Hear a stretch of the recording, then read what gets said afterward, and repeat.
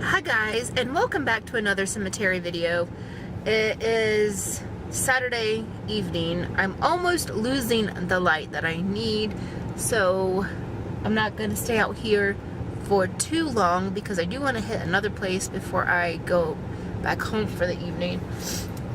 But before I do, I want to show you guys a couple of things that I picked up from my backpack. I carry a backpack with me at all times, filled up with certain essentials.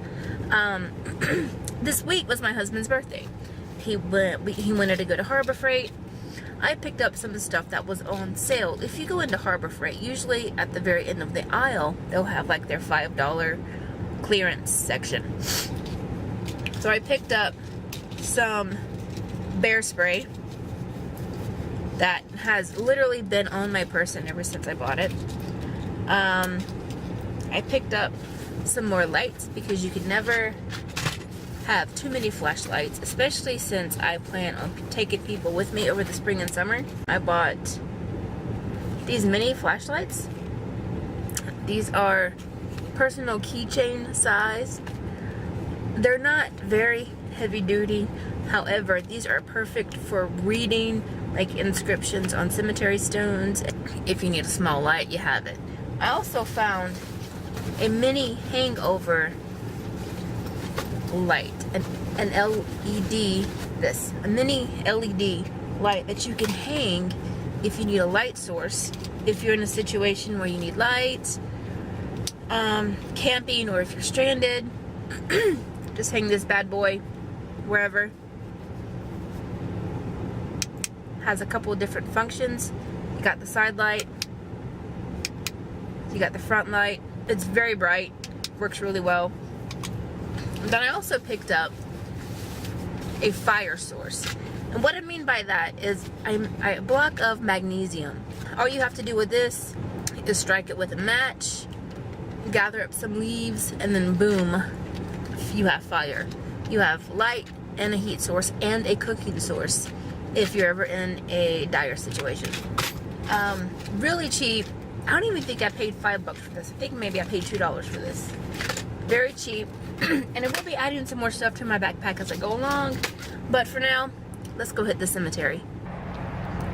I'm also using Jana's camera today, so it may seem a little bit different.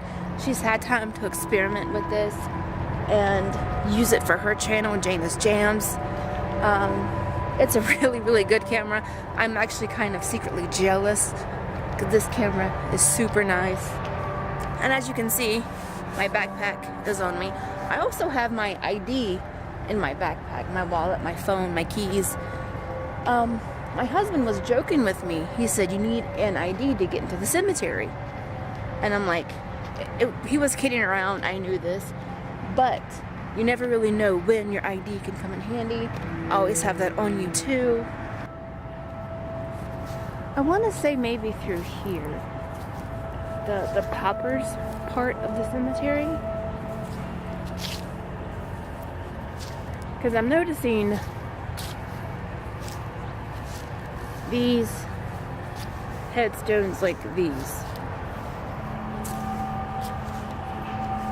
They're decorated with shells and rocks, and usually when you see something like that, it means that the family just couldn't afford a headstone and they had to make do with what they had. And you can even tell by the inscription, it looks like it was chiseled in very, very roughly. Now, I have been to the cemetery quite a few times on my channel. It's a really big cemetery. This is the one that you guys saw in the snow last week.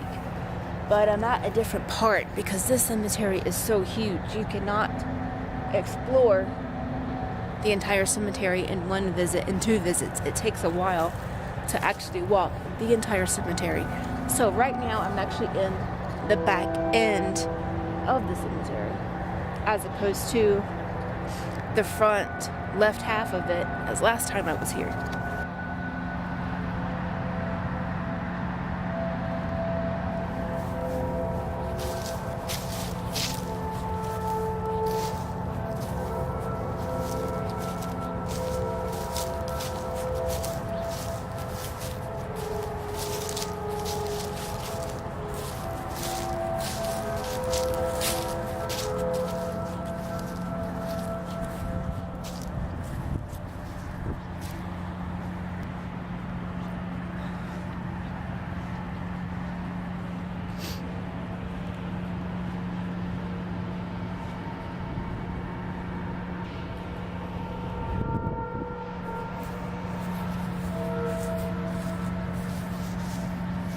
In case you guys didn't know, that right there is a Freemason symbol. Really huge society. I suggest you look it up if you're into that kind of thing.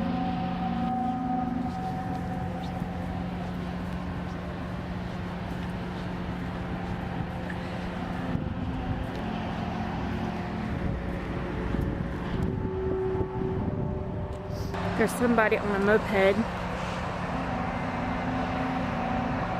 Always pay attention to your surroundings, especially if you're out by yourself.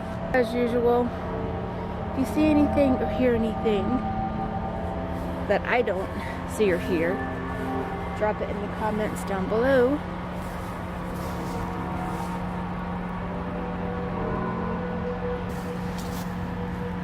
He was only 15 when he died. 1902 to 1917.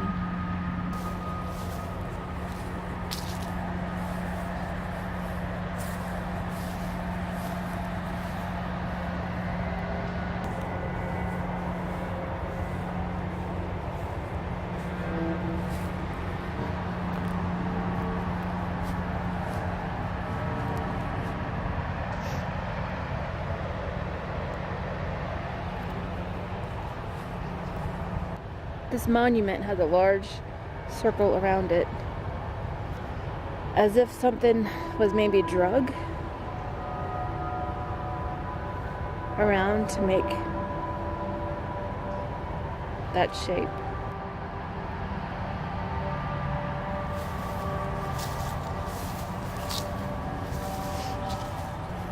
Also, if you guys see any surnames you recognize, please feel free to let me know, because I am a genealogist by trade, so I am fascinated by surnames and where they originate from.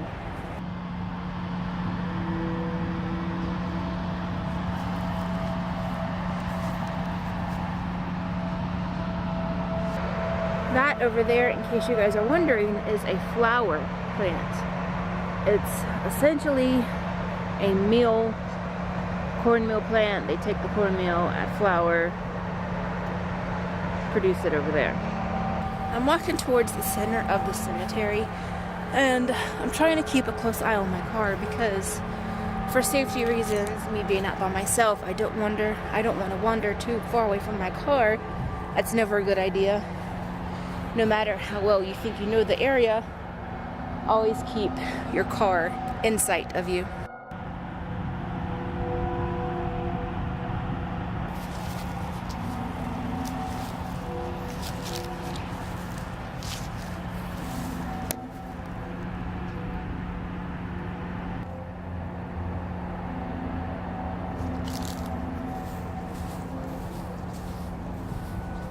This is the Veterans Memorial.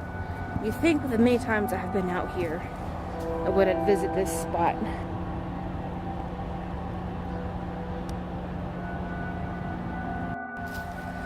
Another cool thing I like about this cemetery, hang on, I'll show you guys in just a second, is that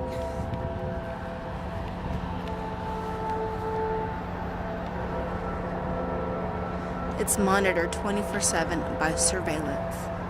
Awesome. It looks like somebody picked up this headstone and moved it out of the way. I don't know if it was toppled over or if it's in the process of being replaced. I can't really... No, the inscription's on it. The inscription is too far gone on that one. It's MLH. Other than that, I really can't read too much on it.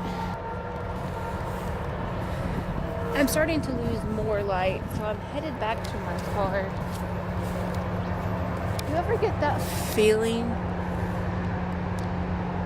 that you're not welcomed? I know it sounds creepy and spooky, but I got that feeling right around here. Like, I need to get out.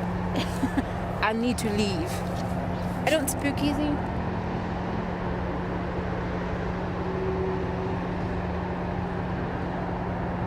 And I would love to stay longer. but there's another location I want to hit before it gets too dark. It's almost 6 o'clock. This is why I cannot wait until spring or summer, so where I'm not so pressed for time staying out past sunset. The other place I plan to go to, it's smaller, so I shouldn't be there too long, but you guys will see that in the next video. Have any questions or comments, drop them down below. I will get back to you guys. Until then, go out, explore, have some fun, stay safe, and I'll see you guys later. Peace out.